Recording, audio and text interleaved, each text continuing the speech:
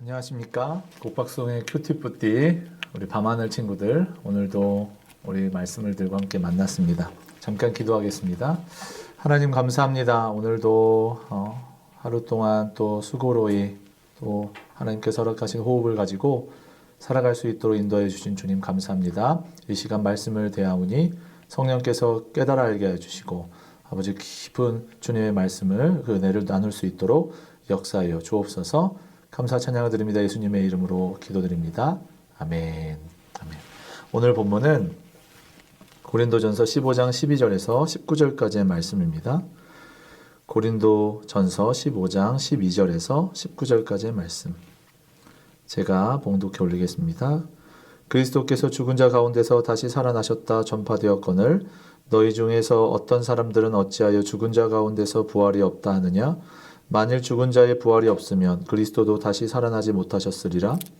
그리스도께서 만일 다시 살아나지 못하셨으면 우리가 전파하는 것도 헛것이요 또 너희 믿음도 헛것이며 또 우리가 하나님의 거짓 증인으로 발견되리니 우리가 하나님이 그리스도를 다시 살리셨다고 증언하였음이라. 만일 죽은 자가 다시 살아나는 일이 없으면 하나님이 그리스도를 다시 살리지 아니하셨으리라. 만일 죽은 자가 다시 살아나는 일이 없으면 그리스도도 다시 살아나신 일이 없었을 터이요. 그리스도께서 다시 살아나신 일이 없으면 너희의 믿음도 헛되고 너희가 여전히 죄 가운데 있을 것이요. 또한 그리스도 안에서 잠자는 자도 망하였으리니 만일 그리스도 안에서 우리가 바라는 것이 다만 이 세상의 삶뿐이면 모든 사람 가운데 우리가 더욱 불쌍한 자이리라. 아멘. 어제 본문을 보니까요. 어제 본문에 중심된 그 키포인트가 뭐냐? 전파하다입니다. 전파하다.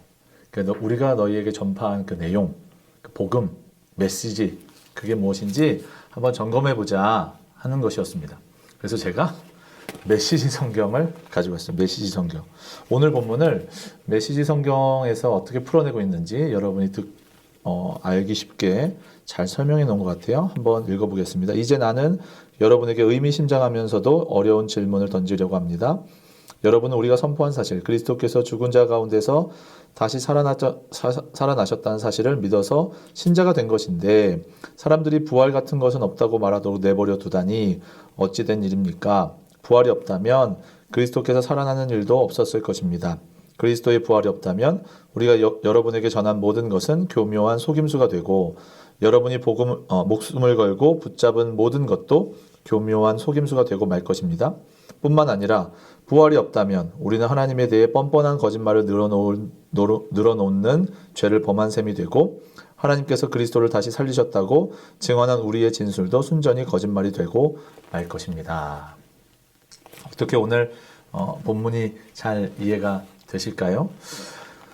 고린도전서 15장을 시작하면서 첫 단락인 1절에서 11절까지의 내용을 보니까 전파하였노니 성경대로 전파하매라고 단락이 마무리되고 있어요. 바울이 전파한 그 말, 전한 복음은 하나님께서 약속하신 성경 말씀 그대로였다라는 것입니다.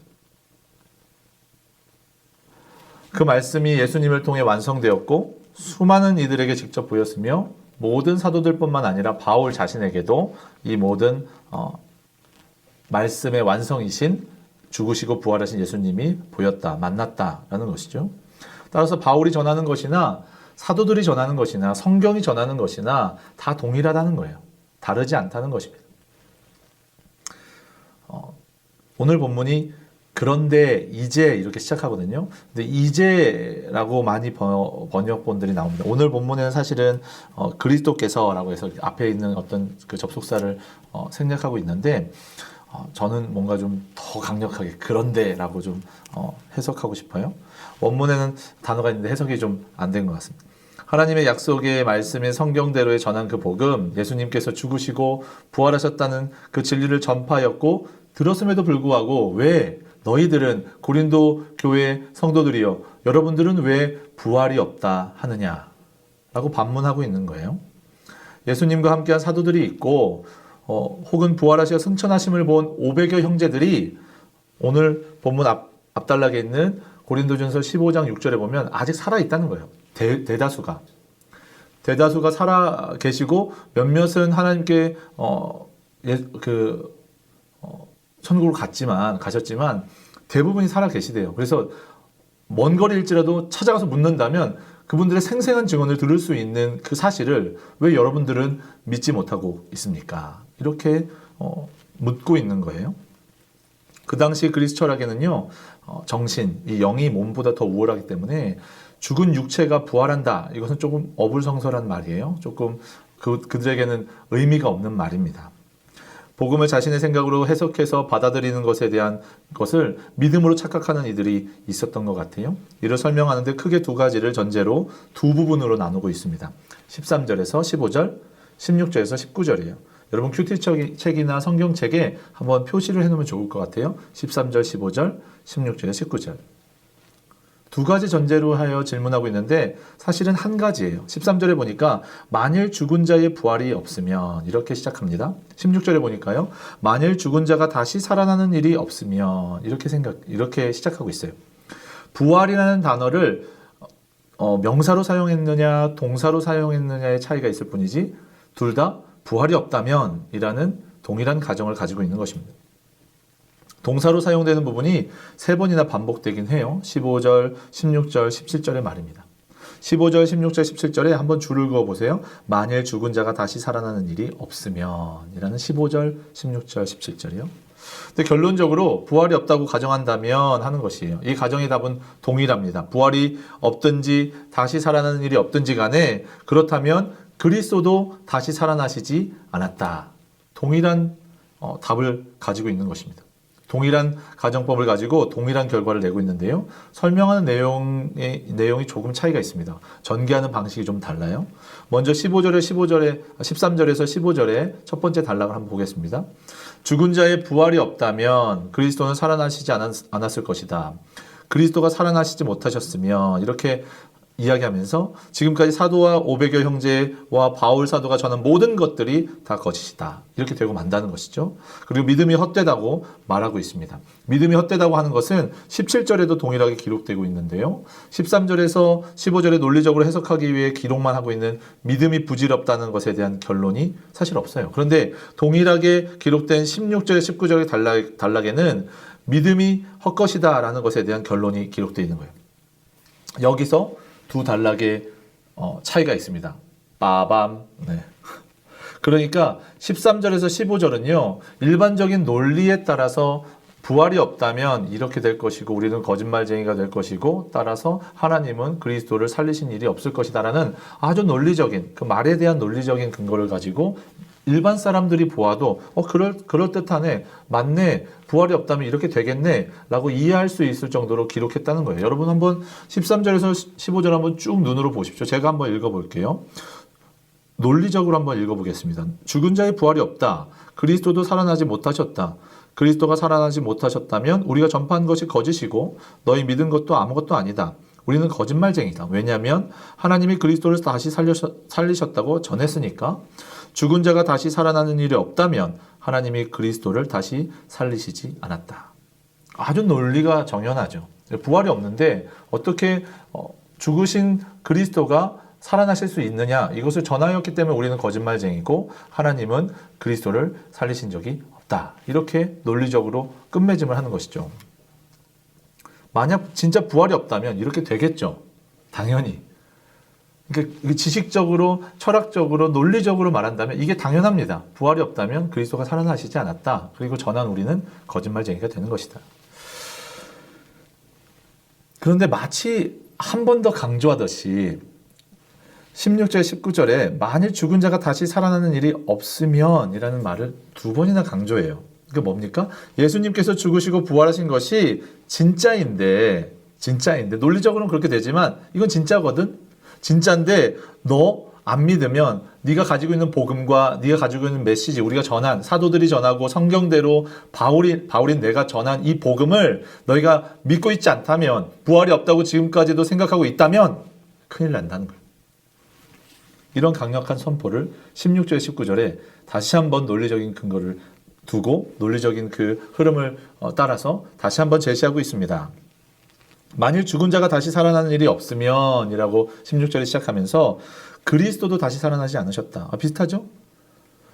근데 그리스도께서 다시 살아난 일이 없으면 이제 진짜 큰일이 난 거예요. 17절에 그리스도께서 다시 살아난 일이 없으면. 그러니까 앞에 보면 뭐 사람들 중에 죽은 자 중에 부활한 일이 없다. 그러면 하나님도 그리스도를 이렇게 살리시지 못하셨을 것이다. 왜냐하면 그리스도는요, 진짜 하나님이시기도 하지만 진짜 인간이셨기 때문입니다. 진짜 죽으셨어요. 그 3일이라는 죽음의 기간들을 거치셨습니다. 진짜 죽으셨기 때문에 부활의 의미가 있는 것이죠. 그런데 일반적으로 죽은 사람이 다시 살아난 일이 없다고 하는 것을 네가 믿든지 안 믿든지 상관없어. 그건 너의 자유야. 어느 인류의 역사 가운데 죽은 자가 다시 살아났다 하는 것을 믿어? 안 믿어? 그래? 너 자유야. 그런데 그 죽은 자 가운데 그리스도가 있다는 것이 문제입니다. 그러니까 그리스도께서 모든 사람들 중에서 죽은 자 중에 살아난 일이 있느냐 없느냐 이것을 믿느냐 있는 것은 상관없지만 그것을 완전히 부정해버리면 예수님께서 다시 살아나신 것을 부정해버린단 말입니다. 그러면 예수님께서 십자가에 죽으셨는데 부활하시지 않았다는 것이고 부활하시지 않았기 때문에 구원자가 아니시고 죽으시지 않았다면 부활이 거짓인 것이죠. 이것이 사실이면 믿음이 아무것도 아니요. 중요한 것은 우리가 죄 가운데 있다는 것입니다. 아직. 죄가 해결된 것이 아니에요. 무엇이죠? 우리 죄를 해결할 수 있는 구원자가 다시 오셔야 된다는 거예요. 다른 메시아를 기다리게 된다는 이 결론에 도달하게 된다는 것이죠. 죄를 해결하지 못했으니까 예수님 말고 다른 구원자가 필요하다는 것입니다. 그리고 예수님을 부인하지 않고 신앙을 따라 순교한 모든 신앙의 선배들의 죽음이 헛되다는 것이죠. 거짓말 때문에 죽었으니 망했다는 것입니다. 그런데 고린도전서를 기록하는 당시나 2000여 년이 지난 오늘이나 기독교가 거짓이고 믿음이 헛되다고 모든 사람들이 말한다고 한다면 기독교가 헛된 것이라면 이 성경이 읽혀지거나 모든 것들이 다 판명이 나겠죠. 이단들은 언제든 판명이 나지 않습니까? 기독교가 이단이고 거짓말이라고 한다면 2000년 동안 검증하고 검증될 일들이 수많이 있었거든요. 많은 회의들이 있었고 많이 이단들을 정죄하는 기독교 역사 가운데 교회의 회의들이 있었단 말이에요. 중요한 회의들이. 그 회의들을 통해서 교리도 정립되고 여러 가지 이단들에 대한 대책들을 세웠는데 그때마다 교회의 그리고 성경적인 교리가 정립되고 확립되었단 말입니다. 그렇게 본다면 기독교가 이단이고 거짓말이고 예수님께서 죽으시고 부활하신 사건이 거짓이라고 한다면 여러 번 검증되었겠죠. 거짓이라고 판명 났겠죠. 근데 그렇지 않았거든요. 기독교는 십자가와 부활의 신앙을 가지고 있기 때문이죠. 복음이 무엇인가? 우리 15장 첫 단락에서도 아주 강력하게 우리가 들었지만 누군가 묻는다면 여러분은 예수 그리스도의 십자가와 부활이라고 당당히 대답해야 합니다. 우리가 이 복음을 믿는 거예요. 이 복음을 믿는 믿음은 오늘을 살아가는 이 세상만 바라보는 삶이 아니라 하나님께서 허락하신 영원한 삶을 바라보게 하기 때문이죠. 따라서 마지막 절인 19절에서 그리스도 안에서 우리가 바라는 것이 다만 이 세상 삶뿐이면 모든 사람 가운데서 우리가 가장 불쌍한 자다라는 결론에 이른다는 거예요. 예수 그리스도의 십자가의 진짜 죽으심과 3일 만에 부활하심을 믿는 우리가 바라는 것이 영원한 삶이기 때문에 우리처럼 축복받은 이들은 없다는 거예요.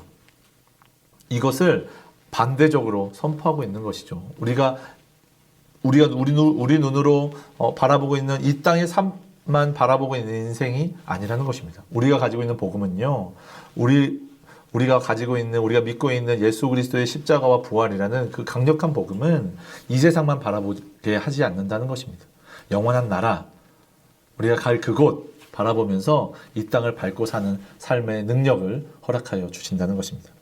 사랑하는 여러분, 우리의 믿음은 우리가 스스로 가진 것이 아닙니다. 성령께서 복음을 듣게 하시고 믿음을 주시지 않았다면 우리는 복음을 들어도 내가 가진 정보와 지식으로 해석해서 다른 복음, 구원과는 상관없는 종교 생활을 하게 한다는 것이죠. 그러나 하나님께서 약속하신 성경 말씀 그대로 이 땅에 오신 예수님은요, 죽으시고 부활하셔 승천하시며 다시 오시마 우리에게 약속하여 주셨습니다.